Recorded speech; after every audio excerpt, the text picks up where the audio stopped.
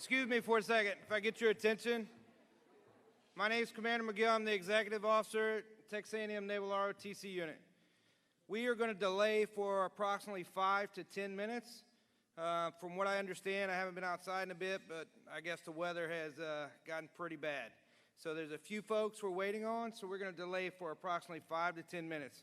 I'll give you guys another 5 minutes, 5-minute heads up as soon as we decide to push on. Thanks for your patience. I know you guys have been waiting for a while, so appreciate it.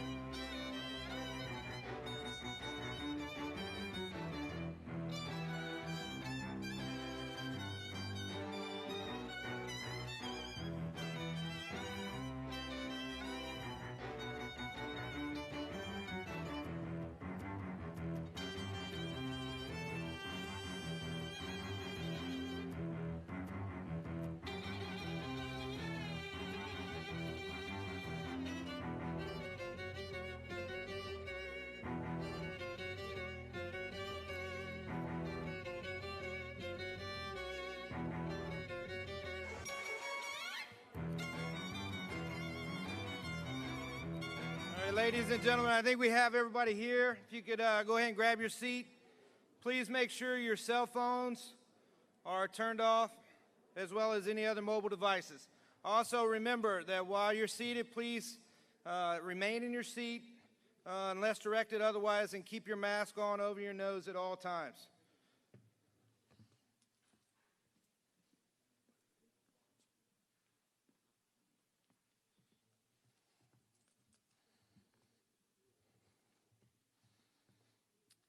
Ladies and gentlemen, the commissioning class of December 2020.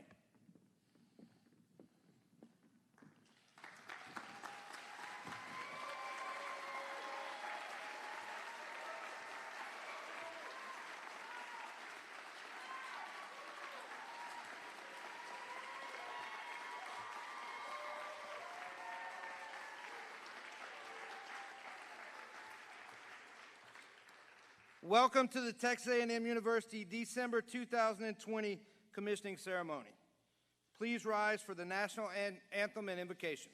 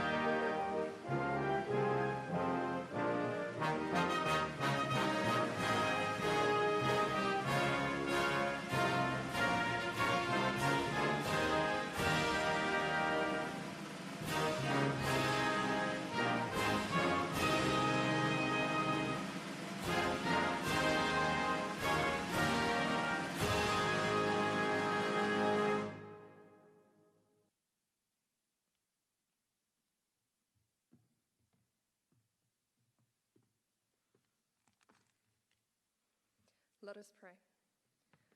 Lord, we gather today to celebrate the accomplishments of these individuals who have made the decision of selfless service. This comes with a burden of great responsibility that these individuals have not experienced until now. We ask that you will bless their professional career as you have blessed their academic career. We take faith in knowing that you will walk with them through their great accomplishments and also through every setback. With your guidance, they will continue to overcome, succeed, and lead. We also pray that you bless those already standing the watch in foreign ports and war zones and bestow strength upon them and their families serving at home. Amen. Please be seated.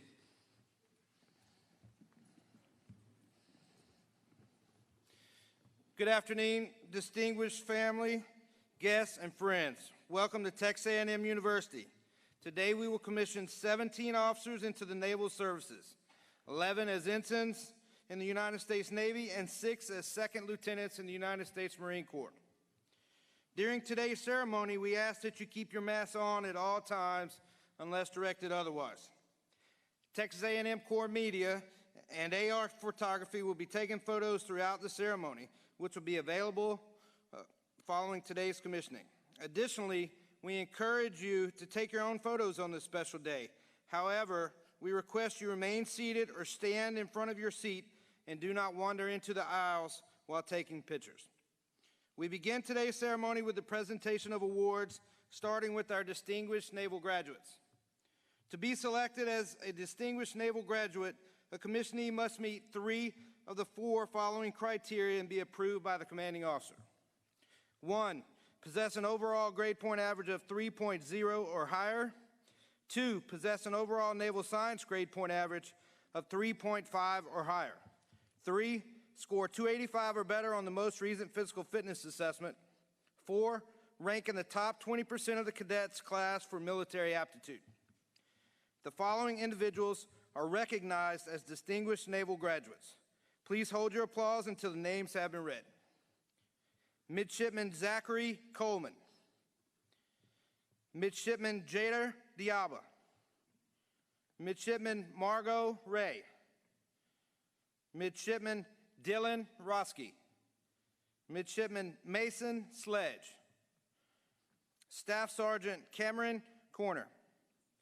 Ladies and gentlemen, the December 2020 Distinguished Naval Graduates.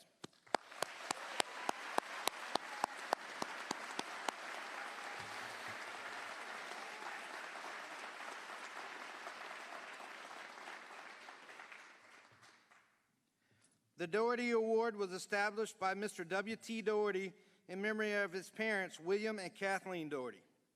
The award is given to graduating seniors who have spent 4 years in the Corps Cadets and who have earned a commission in one of the armed forces.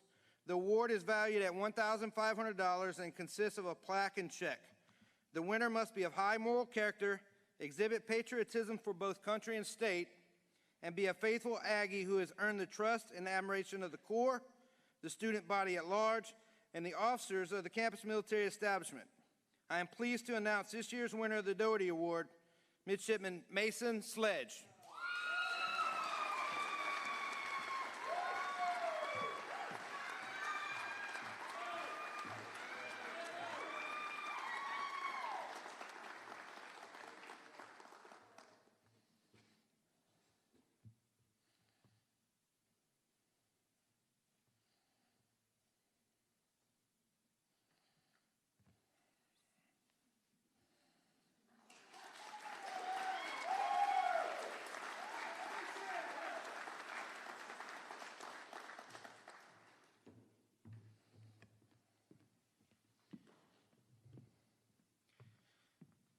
It is now my pleasure to introduce the Commanding Officer and Professor of Naval Science for Naval Reserve Officer Training Corps Unit, Texas A&M University, Colonel Michael D. Riley.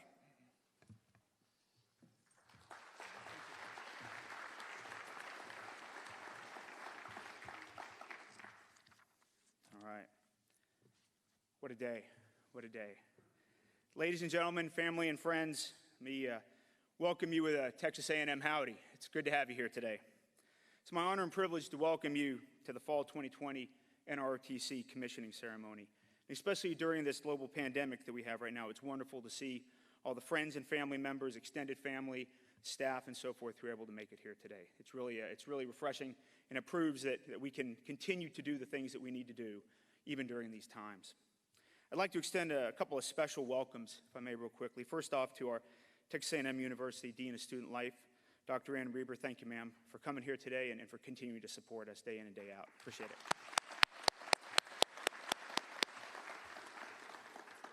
Secondly, the Commandant of Texas A&M Corps Cadets, Brigadier General Joe Ramirez, United States Army, retired. Sir, thank you once again. Day in and day out, you support us. We work together as a great team. We have the same mission at heart, and it's great to have you here today. Thank you so much, sir.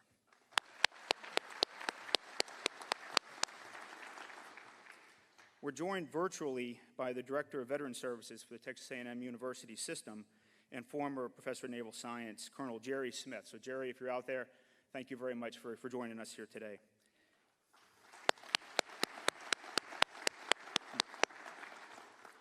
And finally, I'd like to recognize the former PNS, President of Naval Science, and my predecessor here, Colonel A.J. Kostick, United States Marine Corps retired. AJ, these are in most ways, these are your ensigns, these are your second lieutenants. You were their commanding officer during their time, and thank you so much for everything you've done here, AJ.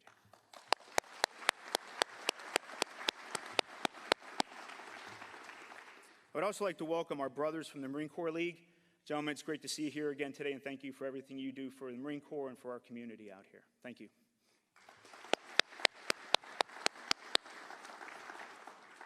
I'd also like to thank all of the former and active duty service members, families, friends, members of the Corps Cadet staff. Colonel Beatty, thank you very much for coming today, sir. And all of those who have helped guide and mentor these commissionees who are sitting here before you. Before I introduce our commissioning officer today, I would like to do something. I'm shamelessly stealing this from my predecessor. I'd like to ask all those that are in the audience who have either served or are currently serving in the U.S. Armed Forces to please stand.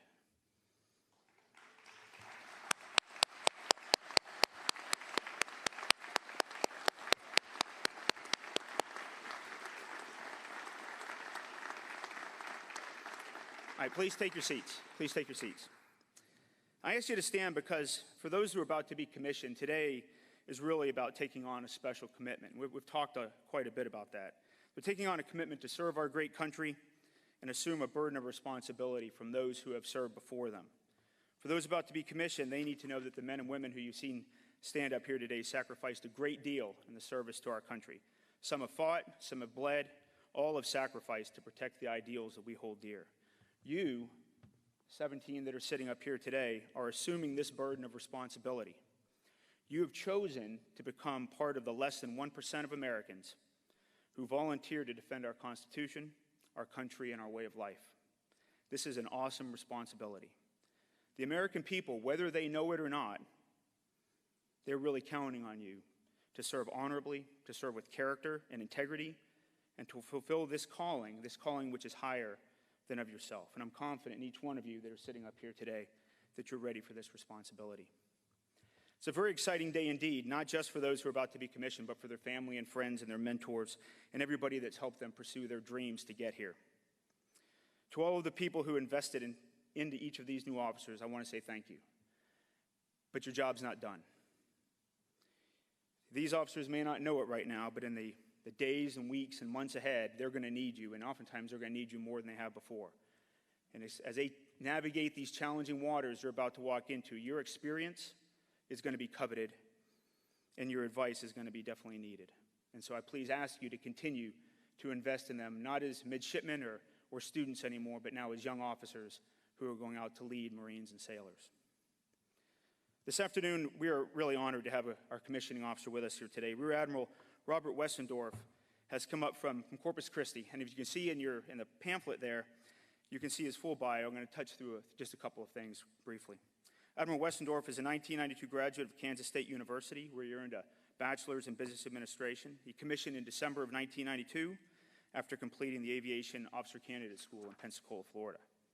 He was designated Naval Aviator in April of 1995 and subsequently transferred to Fighter Squadron VF-101 in Oceana Naval Air Station, Virginia, for initial training in the F-14 Tomcat. And we were talking about earlier today, so probably the most iconic fighter aircraft of my generation, the Top Gun aircraft, and I'm just a little bit jealous, just a little bit, sir.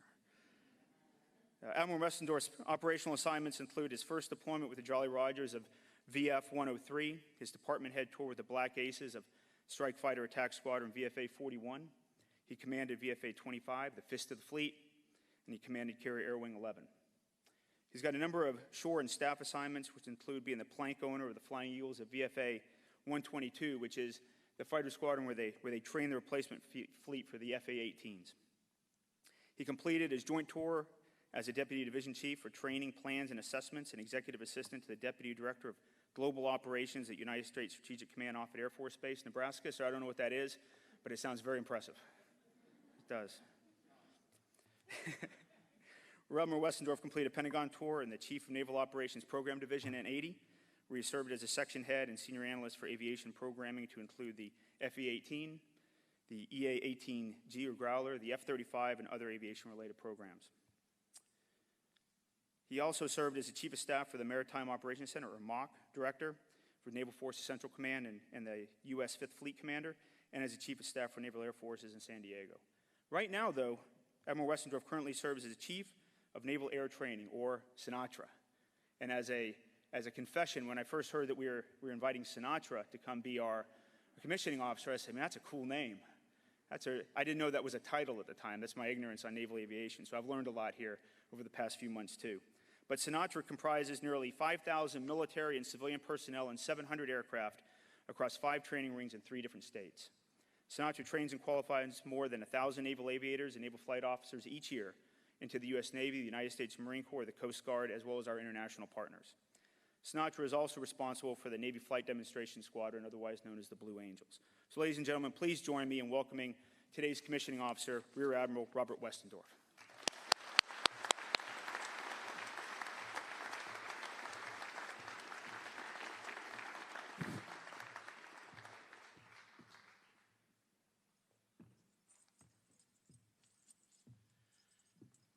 Colonel Riley, thank you for that kind introduction. And As I was listening to my biography and replaying my military career, I immediately thought back to when I was sitting in one of these chairs as a candidate back at the program that I went through, getting ready to raise my right hand and swear an oath to the Constitution in our country.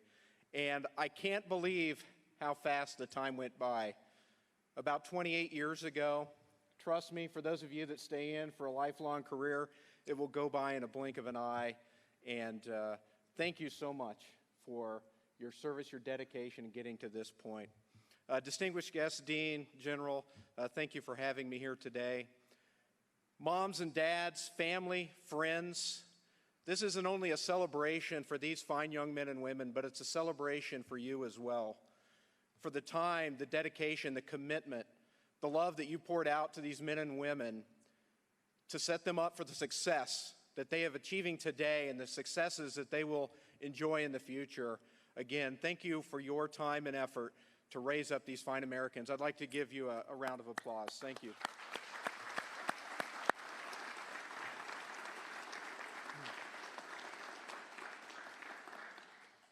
Now, it's a great honor to be here. As you heard from my bio, I was born and raised in a farm town in Kansas. I graduated from Kansas State University. I'm not going to go into the animosity of the Big 12 and Texas A&M's relationship with that program. We'll just let that rest. But I'm a gigantic football fan, and of course I cheer for another team. But the honor to be asked to come to this campus, the Texas A&M campus, that's steeped in history and tradition, is a great honor for me to be asked to do this. So again, thank you very much for allowing me to be part of this special day. What does it mean to be a part of the naval service? And for those of you that are in uniform, I think you know what that means. But for those of you that don't, the Navy and the Marine Corps have a special bond. For over 200 years, the United States Navy and the United States Marine Corps have served together under one department, and we are the naval force. For my entire Navy career, being a strike fighter pilot, all my combat time, or the green ink time in my logbook, has been dedicated almost entirely to supporting close operations or close air support for the ground troops in the Middle East, whether it was over Iraq, Afghanistan, Syria. And I've spent a lot of time of my life in a left-hand turn in an aircraft supporting those folks on the ground. But today, our national military strategy is shifting away from that insurgent mindset or that ground war or small war in the Middle East, and we're shifting to a strategy of great power competition against our near-peer adversaries. And that mindset or that new strategy, the United States Navy and Marine Corps team is never more relevant than it is today. The benefit of the United States Navy to the American way of life is we can project our power forward, well off our shores. With our carrier strike battle groups, we can set up one of the most lethal armadas known to man off the shores of any country that may wish us harm. And we provide that deterrent effect. And I'll talk a little bit more later why the deterrence is such an important part of our business. Also, if we have a crisis or a contingency operation that pops up immediately, where do we think that our national military leadership, what is their first question? Where's the United States Navy and where are United States naval aircraft carriers today?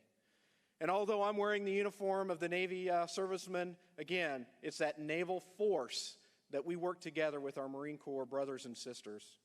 Just recently, the Commandant of the Marine Corps and the Chief of Naval Operations have renewed their cooperation and their bond again to shift our strategy from that small ground war mentality into that great power competition, power projection, great global conflict mindset. And the Navy and the Marine Corps are set to the task. And that is the task that you will have soon as you join the fleet and get out there and take care of business. I've got 3 pieces of advice for you today that I'd like you to take to heart. Now, I realize this is a big day. You're probably not going to remember my name when you leave this place. You probably aren't going to remember these concepts. But trust me, you're going to hear them over and over again. And due to the great leadership training that you've received here at Texas A&M, I'm sure you've already heard them, so it's not anything new. But the first concept that I want you to always remember, and probably the most important concept, as military officers, you must take care of your personnel. When you go off and you do your fleet assignments, whether you're in charge of 5 people or 5,000 people like I am, you put your people first, you set an environment where they can succeed, and their success is the measure of your success. If you are not students of servant leadership, that concepts, you need to check that book out and read it tomorrow. I'm a firm believer in servant leadership. That is what has made the United States military so lethal and so successful. Let me give you an example of how I employ that in my command. So I expect that my commanding officers that run the squadrons, that they set an environment, a command culture where their subordinates can thrive. They set that culture for their success. They recognize when they're struggling, and when they see challenges in their command, they take action and they fix it. They're not in it for their own personal glory. They're in it to set their subordinates up for success. And like I said, their success is the measure of the commanding officer's success. Then we have the next level of the chain of command, my 06 wing commanders. My thought process is my 06 wing commanders actually work for my 05 squadron commanders.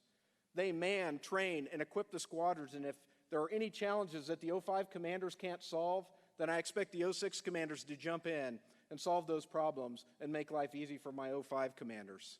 And then what's my role? My role is I work for my 06 wing commanders. I continually make sure that they're manned, trained, equipped. They have the resources they need to get their job done. And if they have problems that they can't solve, they elevate them to my level, and I put my energy and effort into solving those problems or removing those barriers so that they can succeed. And I am very fortunate. You know, everybody has a boss. My boss is the commander of Naval Air Forces in San Diego, California. And if I have a problem, I have a relationship with him where I pick up the phone or a video chat and I say, hey, boss, I've got a problem. I've exhausted every avenue that I can to solve this problem, but I can't fix it. Can you help me? And he goes, absolutely, I'm on it. And action happens immediately. So my boss works for me. And as you understand, it goes on and on and on up the chain of command. That's what you need to think about when you go into these leadership roles. It's all about them and they. It should never be about you, me, or I, okay? You guys understand that? Gals understand that? Excellent. Remember, if you take care of your people, they will take care of you, and life will be good.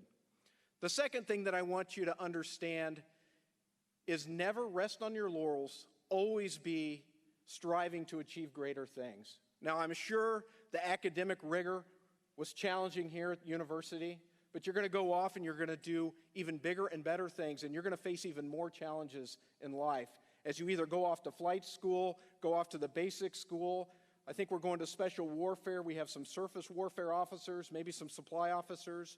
Whatever you do, whatever community you go off to and serve in, always strive to learn everything you can, be an expert of your job, your platform, your aircraft, whatever it is that you're in charge of working on, and don't give up. If you ever find yourself satisfied with your status quo, if you ever hear yourself saying, you know what, I've learned all there is to learn, I've achieved greatness, I'm good enough, it's time to look yourself in the mirror, recage your brain and go, no, there's always something else to learn. Trust me, in my life, in my career as a fighter pilot, every new job I went to, I felt like a brand new ensign. And someday you actually get one stripe again, as you can see here. But you never stop learning. Going through flight school, it was challenging, but I got my wings of gold. But did I stop learning? No. I went off to my first training squadron, and I did everything I could to learn everything about that aircraft, learn everything about the tactics, the techniques, the procedures to lethally employ that aircraft. You're feeling pretty good about yourself when you go off, and now you become a flight instructor, and you're teaching the next generation. But still, there's more to learn. And then you go back in the fleet as an aviator, and you're a department head. At that point, have you learned everything there is to know? No. The training even begins anew. You're learning how to be a strike leader where you're taking large formations of aircraft deep into enemy country and expected to succeed in the mission. Then you come back as a commanding officer. Many more leadership challenges, but again, tactics, techniques, and procedures have changed. You have to relearn them, and you have to be the expert, because everyone in your squadron looks up to you, and if you're deficient in your warfare area, they realize it, and that's a chink in your armor as a leader. And then, even when you get to the higher ranks, again, the leadership challenge, the new things that you learn, you always have to be a student. So again, never quit striving to achieve the utmost that you can be. The final point that I'm going to talk about is when I see you all in the fleet, and many of you may work for me someday. I don't know. I don't know how long my career is left in the United States Navy, but I do hope to see you out in the fleet and we work together. But what we need in the Navy and the Marine Corps and the military writ large is we need winners. We need that warrior ethos mentality, that killer instinct, if you will. Something that's a little bit detestable to me is that little kid soccer mentality where it's just good enough to try your best. Everyone gets a participation trophy. Now that is fine for your youth, but that mindset doesn't work anymore. The profession of arms is a very deadly serious business, and you always need to be striving to be the best you can be and to have that winning mindset. Now, how do we instill that winning mindset? It's through training. You're going to be put in very difficult situations in a training environment, and you're going to win many of those scenarios, but you're going to lose some of those scenarios as well. And that's the place you lose.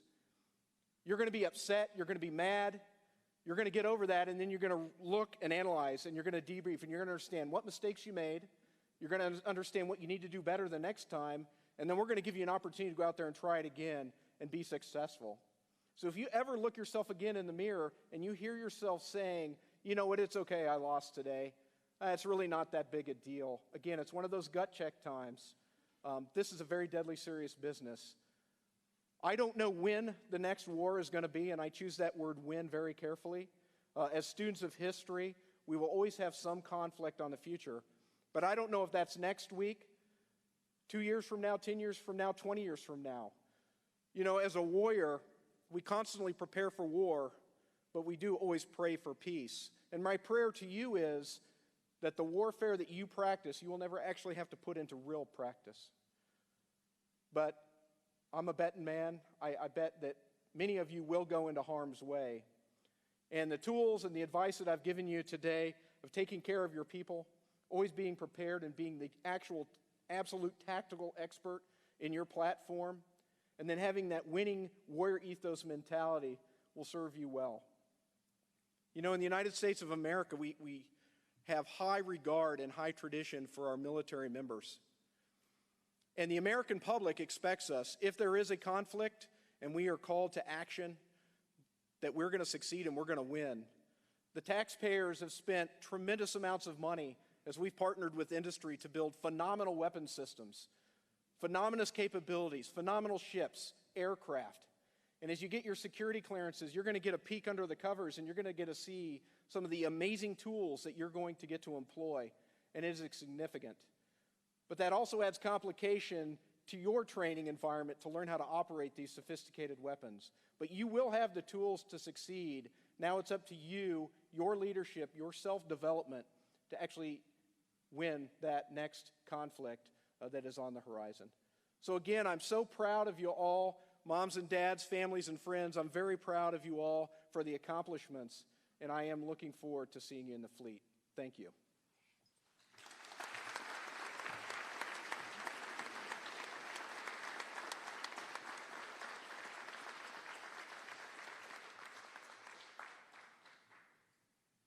Please rise for the oath of office. Raise your right hand and repeat after me. I state your name.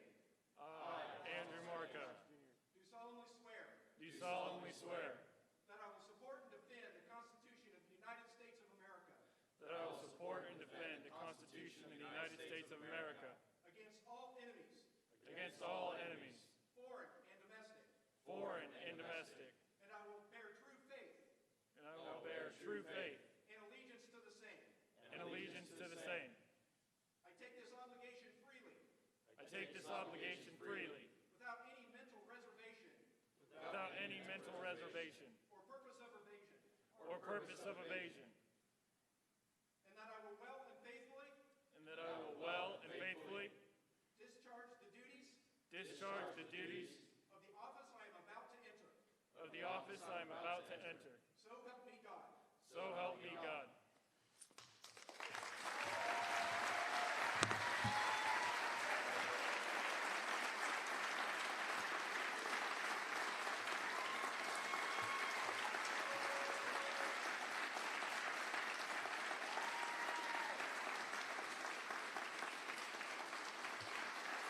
All right, one more round of applause for our new ensigns and second lieutenants.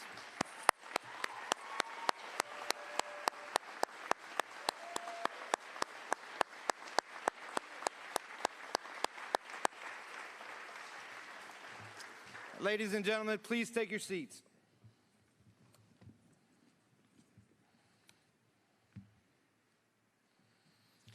The officers sitting in front of you today each earned their commission through the Naval Reserve Officer Training Corps or the Platoon Leaders Class. We will now recognize the officers individually in the traditional pinning ceremony where they will be presented their rank insignia. As your officer stands, I ask that the two designated guests who will participate in the presentation of rank proceed to meet your commissionee on the theater floor. Once you are with your commissionee on the theater floor, you may remove your mask for the presentation of rank and photo.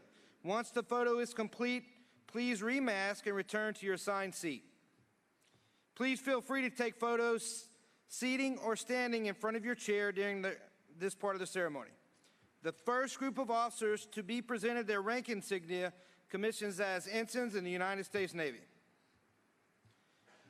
Zachary Coleman, rank to be awarded by his mother Carla and father Tom. Zach is from Marietta, Georgia, and entered Texas A&M University in the fall of 2016. He graduates with a Bachelor of Science in Aerospace Engineering and will report to Aviation Pre-Flight Indoctrination in Pensacola, Florida.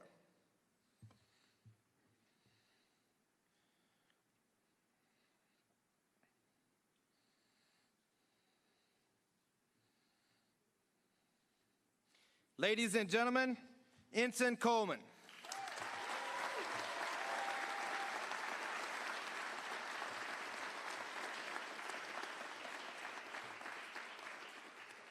Jader Dialba, rank to be awarded by his mother Crystal and his father Felix.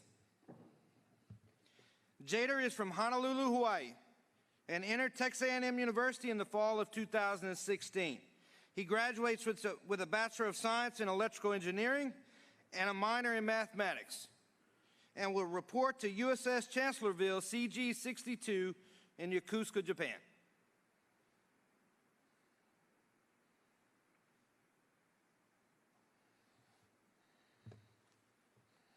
Ladies and gentlemen, Ensign Dialba.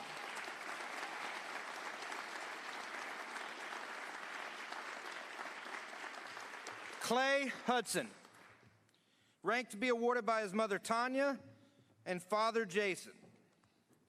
Clay is from Corpus Christi, Texas, and entered Texas A&M University in the fall of 2016. He graduates with a Bachelor of Science in Atmospheric Science and will report to Aviation Pre-Flight Indoctrination in Pensacola, Florida.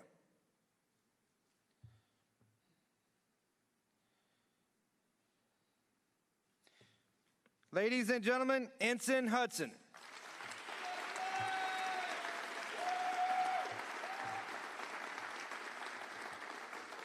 Mark Jennings, rank to be awarded by his mother Bridget and father Lon. Mark is from South Lake, Texas, and entered Texas A&M University in the fall of 2016. He graduates with a Bachelor of Science in Aerospace Engineering and will report to USS Lassen DDG 82 in Mayport, Florida.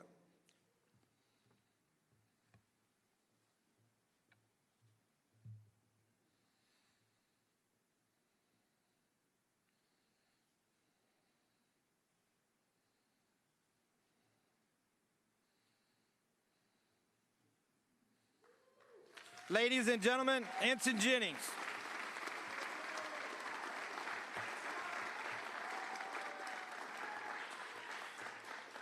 Donald Lobita,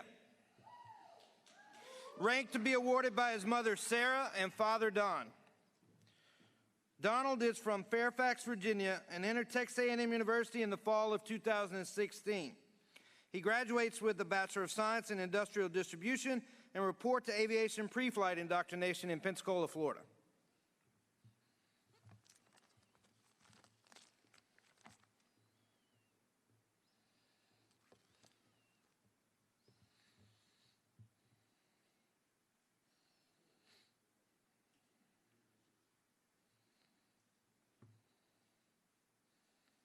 Ladies and gentlemen, Ensign Labita.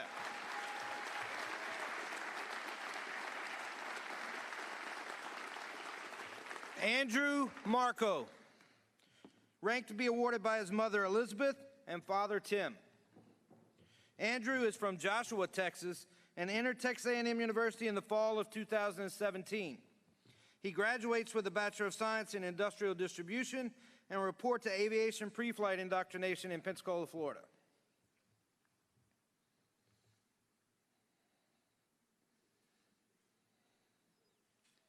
Ladies and gentlemen, Ensign Marco.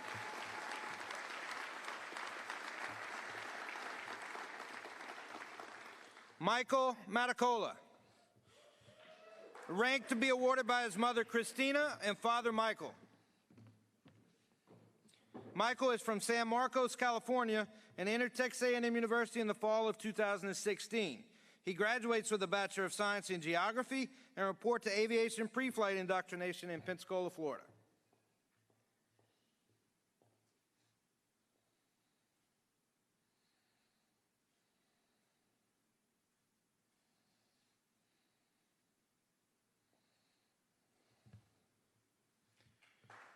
Ladies and gentlemen, Ensign Matacola.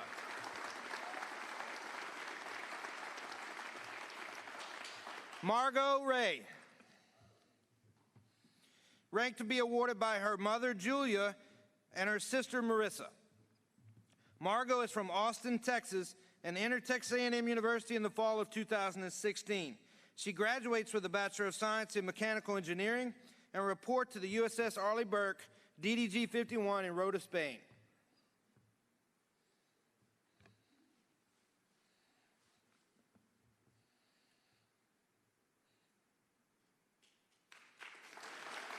Ladies and gentlemen, Ensign Ray.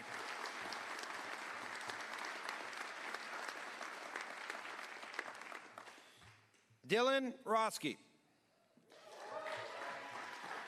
ranked to be awarded by his father Douglas. Dylan is from Kings Park, New York, and entered Texas A&M University in the fall of 2016. He graduates with a Bachelor of Science in Nuclear Engineering with minors in Radiological Health Engineering and Mathematics. He reports to Naval Diving and Salvage Training Center in Panama City, Florida.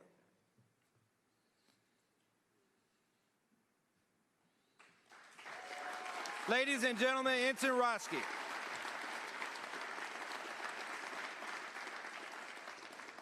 Mason Sledge, ranked to be awarded by his mother Monica and adopted father Ron. Mason is from Anaheim Hills, California, and entered Texas A&M University in the fall of 2016. He graduates with a Bachelor of Science in Industrial Distribution and report to Aviation Pre-Flight Indoctrination in Pensacola, Florida.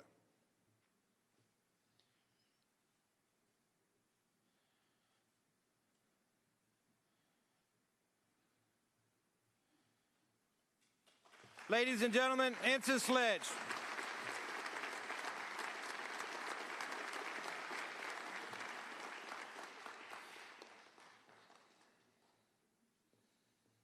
Thomas Trask, ranked to be awarded by his mother Joanna and his father Martin.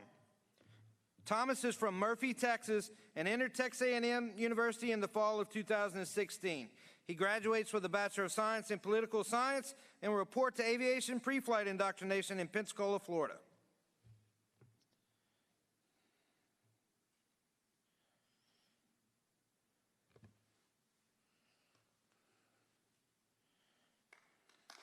Ladies and gentlemen, Ensign Trask.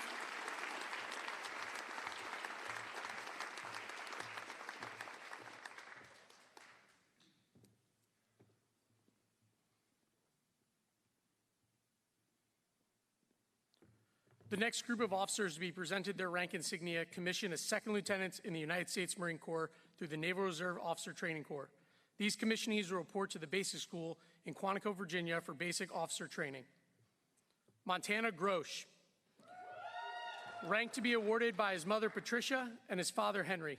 Montana is from Houston, Texas, and entered Texas A&M University in the fall of 2017. He graduates with a Bachelor of Science in Economics.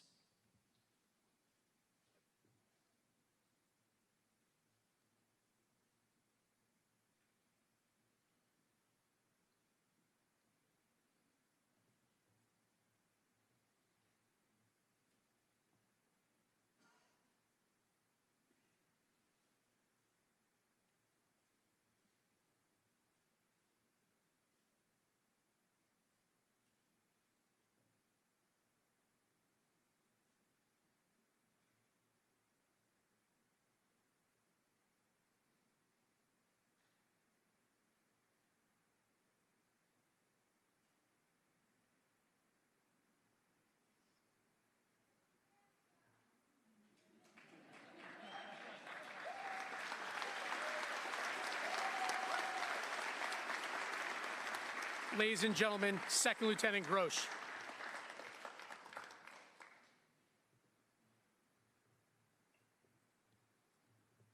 Cameron Corner. Rank to be awarded by his mother Sydney and his father Gus. Cameron is from Titusville, Florida, and entered Texas A&M University in the spring of 2018. He graduated with a Bachelor of Science in Construction Science and minors in Business and Military Studies.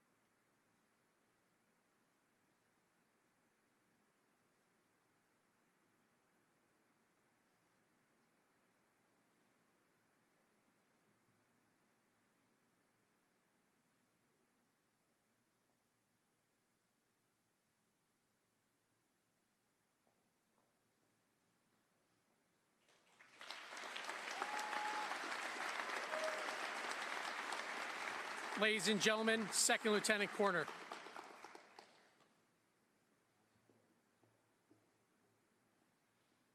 Clara Shirtliff. Rank to be awarded by her mother Corby and her father Preston. Clara Shirtliff is from Plano, Texas, and entered Texas A&M University in the fall of 2016. She graduates with a Bachelor of Science in Mechanical Engineering.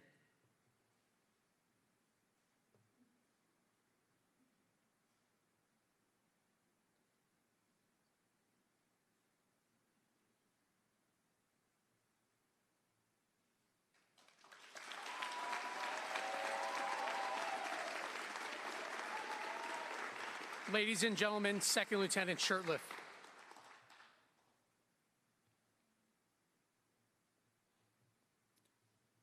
The final group of officers to be presented their rank insignia as Second Lieutenants in the United States Marine Corps through the Platoon Leaders class. These commissionees will report to the basic school in Quantico, Virginia for basic officer training.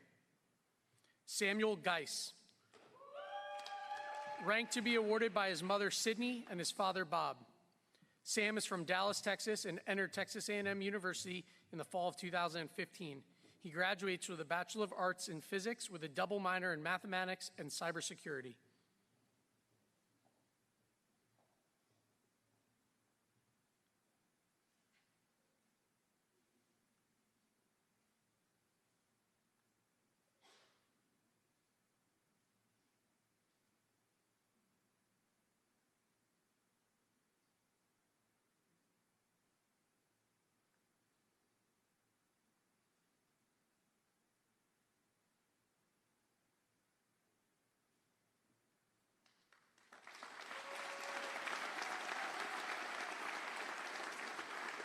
Ladies and gentlemen, Second Lieutenant Geis.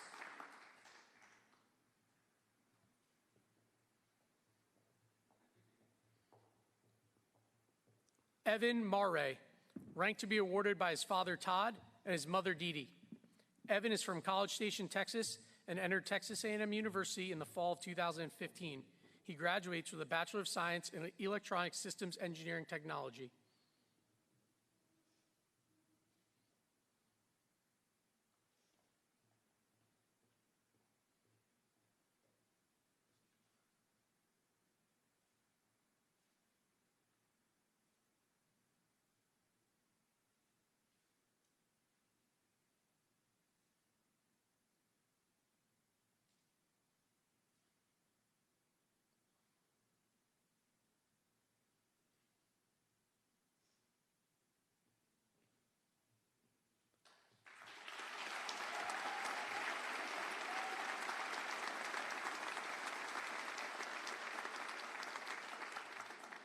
Ladies and gentlemen, Second Lieutenant Marray.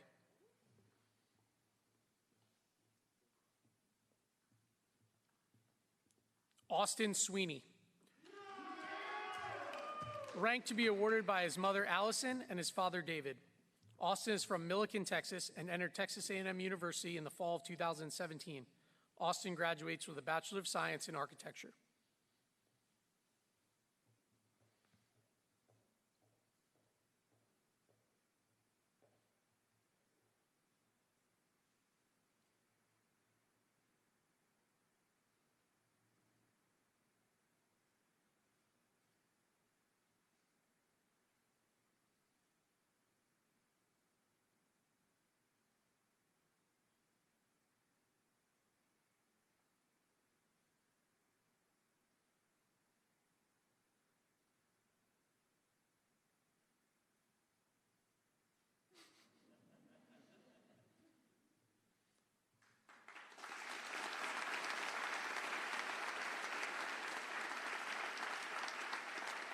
Ladies and gentlemen, Second Lieutenant Sweeney.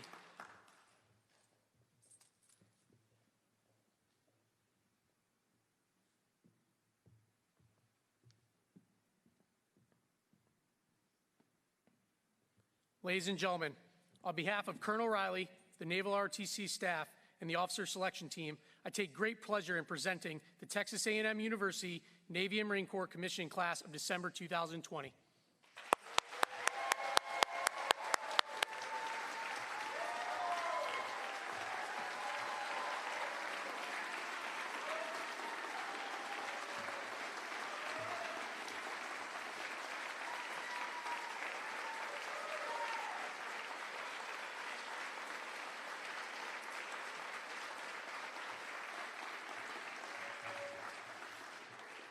Ladies and gentlemen, please take your seats. Before we conclude today's ceremony, I would like to take a moment and explain the history and significance of the traditional first salute. The first salute is a military tradition that dates back to the Revolutionary War. After the war, the officer would have an officer's guide and a non-commissioned officer mentor. The government paid the NCO mentor a stipend of $1 a month for this extra duty. Some years later, the government removed the stipend given to the NCO and instead paid it directly to the newly appointed officer. He was expected to hand over that stipend to the NCO every month, but could withhold it if he felt the NCO failed to perform his duties as a mentor.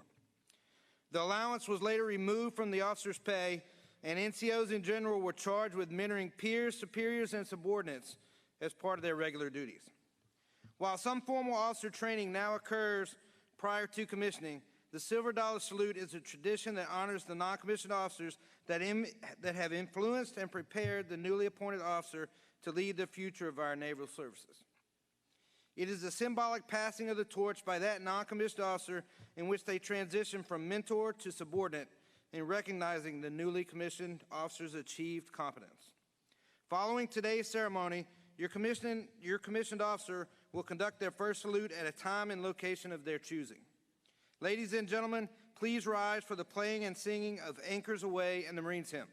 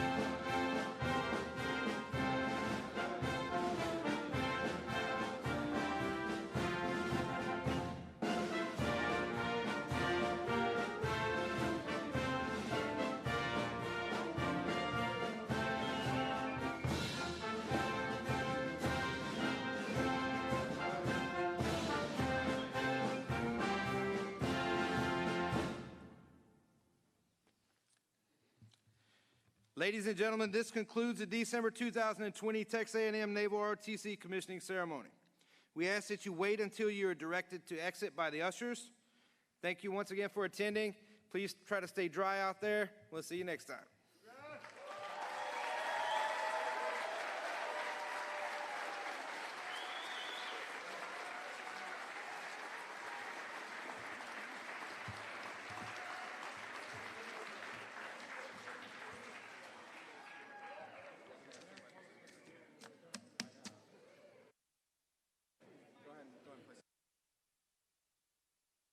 Howdy, y'all. We have a couple of photo stations set up around the building. If we want to do first salutes or photos, we have some flags out in the exhibit hall. We have some flags at Rudder's Portrait, and then the stage will be available. So if you guys want to go do photos, we have those locations available for photos.